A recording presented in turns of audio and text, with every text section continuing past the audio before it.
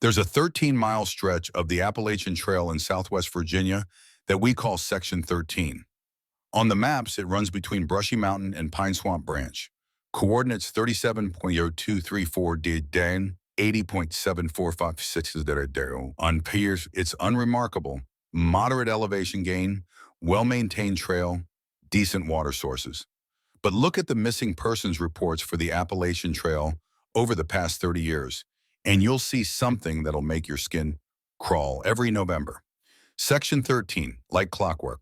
I'm Rebecca Hawkins, and I've been a ridge runner, that's what we call trail maintainers on the AT, for 15 years. My grandfather was Cherokee, and he used to tell me about the Nun'Yunu'Wi, the stone people who lived in the mountains before humans. They don't like November, he'd say. That's when the veil is thinnest, when they remember what was taken from them. I thought it was just a story until November 2023, when I had to go into Section 13 looking for a missing hiker. And I found out exactly why the pattern exists. The call came on November 17th. Jamie Rodriguez, a 28-year-old solo thru hiker, had missed his check-in at the Brushy Mountain Shelter. His last social media post showed him at mile marker 13.4, right in the heart of Section 13. He'd captioned it, "Something weird about this stretch. Trees feel wrong, can't explain it." I assembled my gear and headed out at first light. November in Virginia can be beautiful. Bare trees against gray skies, that crisp cold that smells like coming snow.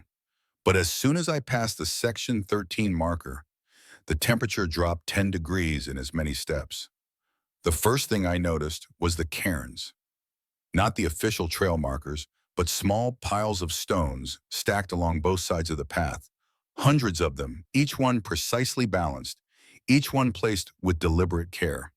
They hadn't been there during my October maintenance run. The second thing I noticed was the silence. No birds, no wind through the bare branches, just my breathing and the crunch of my boots on frozen leaves. I found Jamie's pack at mile 13.7, propped against a tree. Not dropped, propped, like he'd set it down carefully before walking away. His water bottles were still full, his food bag untouched. His phone was dead, but when I checked the GPS log, the last coordinates showed him standing in one spot for 6 hours before the battery died. Standing, not moving, just standing in the middle of the trail for 6 hours. "Jamie Rodriguez," I called out, my voice swallowed by the dead air. "This is Trail Maintainer Hawkins. If you can hear me, call out." Nothing. Then from deeper in the forest, footsteps, slow, deliberate, coming from multiple directions. I pulled out my radio. "Base, this is Hawkins. I've located Rodriguez's pack at mile 13.7, Section 13. No sign of hiker. Request backup." Static, then more static. The radio was dead. The footsteps got closer. I could see them now, figures moving through the bare trees. At first, I thought they were other hikers, but their movements were wrong, too stiff, too angular. Like people who'd forgotten how bodies were supposed to bend. Then I saw their faces. Stone, actual stone, carved into human features but lacking any real expression. Their eyes were hollow sockets, their mouths frozen in neither smile nor frown. And they were naked despite the November cold, their bodies covered in symbols that hurt to look at directly. The stone people, Nun'Yunu'Wi, real, all of it real. They formed a circle around me, maybe 20 of them, standing perfectly still. Then one stepped forward. When it spoke, its mouth didn't move. The sound came from everywhere at once, like the mountain itself was talking. "You come looking for the lost one," it said. Not a question. "Jamie Rodriguez, where is he?" "He stands with us now, in the between place, where all who walk this path in the forgetting month must stand." "I don't understand." November, the word echoed off the mountain. The month when your people remember the taking, when you celebrate the theft of land and the death of nations. We remember too. And in this place, during this month, the remembering has weight. Another figure stepped forward, and I recognized the hiking clothes.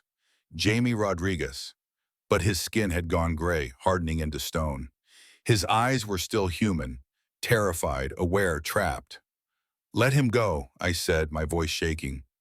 "We cannot. The path demands tribute. 13 miles.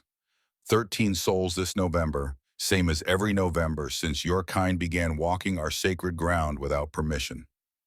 I pulled up my phone, no signal, but I downloaded the missing persons database before the hike. I scrolled through with trembling fingers. Section 13, November, every year going back to 1991. 13 people, exactly 13, every single November. You're killing people to make a point? We are not killing. We are remembering. They stand with us in the stone, preserved, witnessing. When enough souls have witnessed the truth of what was taken, perhaps understanding will come. Until then, we claim what is owed.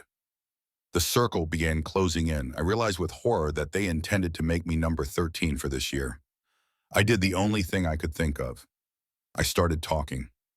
Not in English, in Cherokee. The phrases my grandfather taught me, words of respect, words of acknowledgement, an apology for trespassing without asking permission. The stone people stopped. The one who'd been speaking tilted its head. You speak the old tongue, poorly, but you speak it. My grandfather taught me. He told me about you, about this place. I should have remembered before I came here. You seek the lost one out of duty, and because every person deserves to be found, even if, I looked at Jamie's stone face, even if they can't be saved. Long pause. The November wind finally returned, bitter and cutting. We will make an exception. You may leave. The lost one stays. The count must reach 13. If you speak of what you have seen, who will believe you? And if they do believe, will they stop walking these mountains in November? Will your people finally learn respect? I'll tell them. I'll make them understand. You will try. They will not listen. They never do. But perhaps, the stone figure gestured to the cairns lining the path. Perhaps your words will save one. Perhaps that is enough. The circle opened, a path out back the way I'd come. I looked at Jamie one last time. He couldn't move, couldn't speak, but his eyes begged me to do something. Anything. I'm sorry, I whispered. I ran, past the cairns, past the marker, out of section 13. The temperature rose. Birds sang. The world returned to normal. Behind me, I heard stone feet walking back into the forest, carrying Jamie with them. I reported everything to the authorities. They searched Section 13 for a week, found nothing. Jamie Rodriguez went into the files as another presumed lost on AT, body not recovered. But I filed a second report with the Cherokee Nation liaison. I described everything. They listened without surprise. Section 13 has always been sacred ground, the elder told me. We tried to tell them not to put a trail through their Vidermim. They built it anyway. Now the stones remember, and in November, they collect their due. I pulled the historical data. Since 1991, when Section 13 was officially completed, exactly 13 people have vanished in that stretch every November.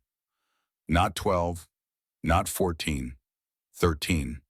The pattern is undeniable. Here's what haunts me. I went back to Section 13 in December, after the month had passed. The cairns were gone. The trail looked normal. And at mile 13.7, carved into the tree where Jamie's pack had been, I found new symbols. 13 marks, like a prisoner counting days. Except these were counting people, and one mark was fresher than the others. If you're planning to hike the Appalachian Trail, skip Section 13 in November. I don't care if you're through hiking, if it adds days to your journey, if you think you're different or special or too experienced to worry. The stone people don't care about your experience. They don't care about your itinerary. They only care about the number 13 and the debt they believe they're owed. Every November, Section 13, the missing persons pattern is undeniable. And this November, they'll be waiting for 13 more souls to witness, remember, and stand frozen in stone until the end of time. Don't be one of them.